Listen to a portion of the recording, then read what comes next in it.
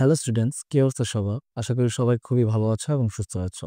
আজকে তোমাদের সাথে এসএসসি ফিজিক্সের একটি চ্যাপ্টার 3 এর ইম্পোর্টেন্ট একটি কনসেপ্ট নিয়ে আলোচনা করব। তো অবভিয়াসলি তোমরা বোর্ডে দেখতে পাচ্ছ টাইটেলটি হচ্ছে ভরবেগ। ভরবেগকে বোঝার আগে চলো ছোট্ট একটি গল্প শোনা যাক। তোমাদের মতো আমার একটি ফেভারিট স্টুডেন্ট আছে, তার নাম হচ্ছে জন্টু।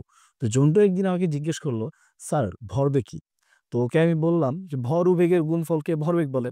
তো জন্টু একটু মুখটা কালো করে বলল কি, স্যার এটা তো বইয়েও লেখা আছে, তো আপনাকে জিজ্ঞেস করে যদি এটাই শুনতে হতো তাহলে আপনাকে কেন জিজ্ঞেস করলাম।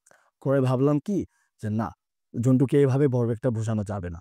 তো জন্টুকে ভরবেগটা বোঝানোর জন্য আমি করলাম কি, জন্টুকে বললাম যে জন্টু জাস্ট তুই একটা ইমেজিন কর, তুই একটি রোডের পাশে আছস, তোর সামনে একটি ট্রাক আসতেছে এবং একটি প্রাইভেট কার আসতেছে, দুটা সেম ভ্যালোসিটি বা বেগে আসতেছে 10 মিটার পার সেকেন্ড। তোর কাকে বেশি গতিশীল মনে হবে, ট্রাককে নাকি প্রাইভেট কারকে? জন্টু বলল, অবভিয়াসলি স্যার ট্রাককে বেশি গতিশীল মনে হবে। এবার আমি জন্টুকে বললাম, কেন তোর ট্রাককে বেশি গতিশীল মনে হবে? দুইটা তো সেম বেগে আসতেছিল, তারপরও কেন তোর ট্রাককে বেশি গতিশীল মনে হলো? তো জন্টু বলল কি, স্যার ট্রাকের ভরটা বেশি, তাই ট্রাককে বেশি গতিশীল মনে হচ্ছে। তো এখান থেকে আমরা একটা জিনিস জন্তুর সাথে সাথে চিন্তা করতে পারলাম যে যদি দুইটা বস্তুর বেগ সেম হয়, তাহলে যার ভরটা বেশি হবে তার গতির পরিমাণটা বেশি হবে।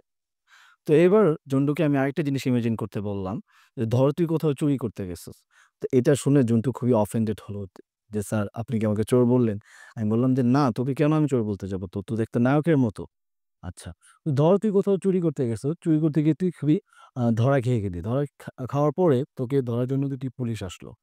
তো একটি পুলিশ তাড়াহুড়া করতে গিয়ে তার বন্দুক ভুলে গেল। তো এইবার সে কি করলো, তোকে ধরার জন্য তার বুলেট দিয়েই তোকে থ্রো করলো তোর দিকে। আরেকটি পুলিশ, সে তার তোকে ধরার জন্য রিভলভার থেকে বুলেট দিয়ে তোকে ফায়ার করলো। এবার তুই তো কোনো কিছু ভয় পাস না, তুই তো নায়কের মতো। তোর কাছে আমার প্রশ্ন হচ্ছে, তোর কাছে কোন বুলেটটা বেশি গতিশীল মনে হবে? যেটা রিভলভার থেকে ফায়ার হইছে, নাকি যেটা সে থ্রো করছে তোর দিকে? অবভিয়াসলি যেটা রিভলভার থেকে ফায়ার হইছে সেটাকেই তোর বেশি গতিশীল মনে হবে। এবার প্রশ্ন হচ্ছে কেন? দুটার ভর তো সেম, কেন তোর রিভলভারটা বেশি গতিশীল মনে হচ্ছে? কারণ ওইটার বেগটা বেশি। দ্যাটস হোয়াই তোর ওটার আম আম ওকে বেশি ওটাকে বেশি গতিশীল মনে হচ্ছে। তো এইখান থেকে আমরা দেখতে পারি, যদি কোনো বস্তুর ভরও সেম হয়, কিন্তু যদি বেগ বেশি হয়, তাহলেও কিন্তু তার গতির পরিমাণটা বেশি হবে। তো এবার যদি জন্তুর সাথে আমার সেই স্টোরিটি তুমি বুঝতে পারো, তাহলে এবার কিছু টেকনিক্যাল কথা বলা যাক। ভরবেগ তাহলে কাকে বলা হবে? আমরা দেখলাম যে কোনো একটা বস্তু যখন গতিশীল থাকে, তখন তার গতির পরিমাণটাই কিন্তু অ্যাকচুয়ালি ভরবেগ। সেই গতির পরিমাণটা ২ টা জিনিসের উপর ডিপেন্ড করে। একটি হচ্ছে ভর, আরেকটি হচ্ছে বেগ। তো ভর ও বেগের গুণফলকে ভরবেগ বলে। ভরবেগকে প্রকাশ করা হয় পি দ্বারা। এবার কেন পি দ্বারা প্রকাশ করা হয়? কারণ ভরবেগের যেই ল্যাটিন শব্দ পেতেরে বা পেতুস থেকে এই শব্দটি আসছে, তাই ভরবেগকে পি দ্বারা প্রকাশ করা হয়। তো ভরবেগের যে সূত্র সেটা আমরা ভরবেগের সংজ্ঞা থেকে দিতে পারবো, সেটা হচ্ছে ভর ইনটু বেগ। তো ভরের একক হচ্ছে কেজি এবং বেগের একক হচ্ছে মিটার পার সেকেন্ড। তো দুটার কম্বিনেশন হচ্ছে ভরবেগের একক, সেটা হচ্ছে কেজি মিটার পার সেকেন্ড। এবং এখান থেকে আরেকটা হিন্টস মনে রাখবে, সেটা হচ্ছে ভরবেগের মাত্রা। এটা কিন্তু অলরেডি ৩ বার বোর্ডে চলে আসছে, সেটা হচ্ছে ভরবেগের মাত্রা হচ্ছে এমএলটি ইনভার্স 1। ওকে। এটাই ছিল আমাদের ভরবেগের আ খুবই বেসিক আলোচনা। ভরবেগ নিয়ে আরো অনেক বিস্তারিত আলোচনা আছে। ঠিক আছে?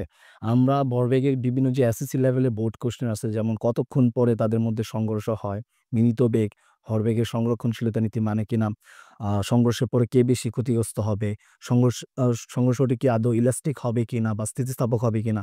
এই সব ধরনের প্রশ্নগুলোর সমাধান টাইপ অ্যান্ড কেস ওয়াইজ ভাবে আমি এডুকেয়ার একাডেমি অফলাইন ব্যাচে সলভড অলরেডি আমাদের স্টুডেন্টদেরকে করায় ফেলছি। তুমিও যদি চাও শিখতে, তাহলে এডুকেয়ার একাডেমি অফলাইন ব্যাচে ভর্তি হতে পারো, কিংবা চাইলে এডুকেয়ার একাডেমির ফেসবুক পেজে ফলো দিতে পারো। আমি চেষ্টা করব তোমাদের ধারাবাহিকভাবে ভরবেগের পর যেই কনসেপ্টগুলো তোমাদের দেওয়া লাগে সেগুলো নিয়ে সামনে পরবর্তীতে ভিডিও আসার। আর আজকের ক্লাসটা যদি ভালো থাকে তাহলে অবশ্যই তোমাদের ফ্রেন্ডদের সাথে এটি শেয়ার করবে, এবং তুমি যদি জন্তুকে দেখতে চাও তাহলে পরবর্তী ক্লাসের জন্য ওয়েট করো। Thank you.